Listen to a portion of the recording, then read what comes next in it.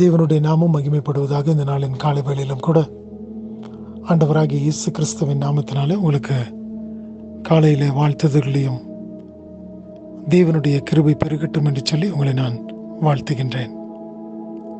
புதிய நாளை துவங்கி இருக்கும் பொழுது கூட இந்த நாளிலே தேவன் நமக்கு பாராட்ட இருக்கின்ற எல்லா காரியத்தையும் நாம் நினைத்தவர்களாய் அவருக்கு நன்றியறிதலான துதி ஸ்தோத்திரங்களை ஏறெடுக்க நானும் நீங்களும் இந்த காலை வேளையில கடந்து வந்திருக்கின்றோம். ஒவ்வொரு நாளின் காலை வேளையை நாம் துவங்கும் பொழுதும் கர்த்தருடைய சமூகத்தில் நாம் வரும்பொழுது கர்த்தர் எவ்வளவு நல்லவராய் இருக்கிறார் என்பதை நாம் நினைவு கூறும்படியாக அவர் வல்லவரும் சர்வ வல்லவரும் அவர் மகத்துவமானவரும் தேவன் தாமே மகிமையிலே வாசம் பண்ணுகின்றவருமாய் இருக்கின்றார்.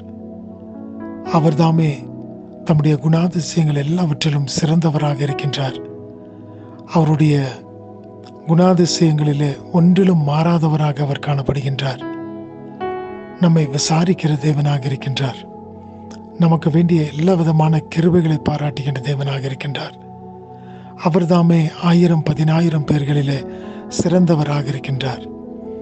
அவர் தாமே நம்முடைய நேசராக நம்மோடு கூட இருக்கின்றவராய் நீ என்னுடையவன் என்று சொல்லும்படியாக உரிமை பாராட்டக்கூடிய ஒரு தேவனாக இருக்கின்றார். இப்படிப்பட்ட தேவனுடைய சமூகத்தில் தான் ஒவ்வொரு நாளின் காலை வேளையிலும் கூட நாம் கடந்து வந்து அவருக்கு நன்றி செலுத்தினவர்களாய் தேவன் நமக்கு பாராட்டுகின்ற ஒவ்வொரு ஆசீர்வாதங்களையும் நினைக்கின்றவர்களாக நாம் காணப்படுகின்றோம். வேதத்தில் நாம் பார்க்கும் பொழுது நீங்கள் எல்லாவற்றையும் குறித்து கவலைப்பட வேண்டிய அவசியமில்லை, ஏனென்று சொன்னால் நான் உங்களோடு கூட இருந்து உங்களை வழிநடத்துகிறேன் என்று சொல்லி மத்தேயு 6வது அதிகாரம் 31வது வசனத்தை நான் வாசிக்கின்றேன். Matthew chapter 6 verse 31. ஆகையால் எண்ணத்தை உண்போம், எண்ணத்தை குடிப்போம், எண்ணத்தை உடுப்போம் என்று கவலைப்படாதிருங்கள்.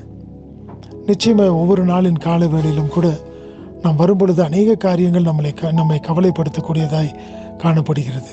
ஆனால் வேதத்தில் பார்க்கும் பொழுது நான் இந்த நாளில் எண்ணத்தை உண்பேன், எண்ணத்தை குடிப்பேன், எண்ணத்தை நான் உடுத்திக் கொள்வேன் என்று சொல்லி நீங்கள் கவலைப்படாதிருங்கள். ஏனென்று சொன்னால் உங்களுடைய பரமபிதா உங்களுடைய தேவைகள் எல்லாவற்றையும் அறிந்திருக்கின்றார். இந்த நாளிலே உங்களுடைய தேவைகள் என்னவாய் காணப்படுகிறது என்பதை அவர் அறிந்தவராய் இருக்கின்றபடியினாலே அவர் சொல்கின்றார், நீங்கள் ஒன்றையும் குறித்து கவலைப்படாதீர்கள், முதலாவது தேவனுடைய ராஜ்யத்தையும் அவருடைய நீதியும் தேடுங்கள், அப்பொழுது இவைகளெல்லாம் உங்களுக்கு கூட கொடுக்கப்படும். இன்றைக்கும் நீங்கள் என்னென்ன காரியங்களை தேடிக்கொண்டிருக்கின்றீர்களோ அல்லது கிடைக்கவில்லை என்று சொல்லுகின்றீர்களோ அவைகளுக்கு பதிலாக தேவனையும் அவருடைய ராஜ்யத்தையும் நீங்கள் தேடும் பொழுது இவைகளெல்லாம் உங்களுக்கு கூட கொடுக்கப்படக்கூடியதாக இருக்கின்றது. அருமையான சகோதரனே சகோதரியே, இந்த நாளுக்குள்ளாய் பிரவேசித்திருக்கும் பொழுது தேவன் உங்களுடைய ஒவ்வொரு காரியத்தையும் அறிந்திருக்கின்றார், உங்களுடைய தேவைகளை அறிந்திருக்கின்றார். நீங்கள் இந்த நாளிலே செய்யக்கூடிய வேலைகளை அவர் அறிந்திருக்கின்றார். உங்களுடைய சரீரத்தில் வேண்டிய பலனை அவர் அறிந்திருக்கின்றார். ஆகினாலே ஒன்றையும் குறித்து நீங்கள் கவலைப்படாதீர்கள். அவர் எல்லாவற்றையும் உங்களுக்காக கொடுக்க அவர் போதுமானவராய் இருக்கின்றார். நீங்கள் செய்ய வேண்டியது ஒன்று மாத்திரமே, அவரை நோக்கி பார்க்கும் பொழுது நீங்கள் எல்லாவற்றையும் பெற்றுக்கொள்கின்றவர்களாய் இருக்கின்றீர்கள்.